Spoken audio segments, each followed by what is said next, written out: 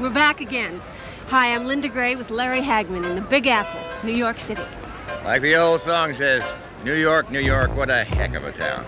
The Bronx is up and the Battery's down. And here in Columbus Circle, we're just about between them. The Hudson River is a few blocks to our right. To the left is the East River. And we can look down Broadway and almost see Times Square and New York's famous theater district. Beyond that, King Kong's Jungle Gym, the Empire State Building. And a short walk to our left, glittering, glamorous Fifth Avenue.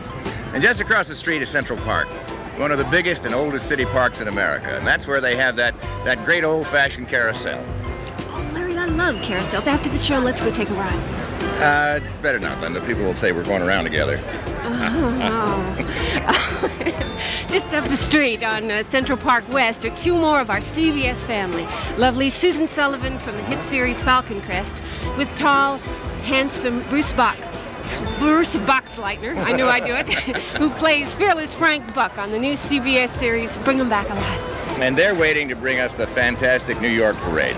Now let's check with them. We're so close we can just wave. Hey there, Bruce. Hi, Susan. Hi, Bruce. How you doing?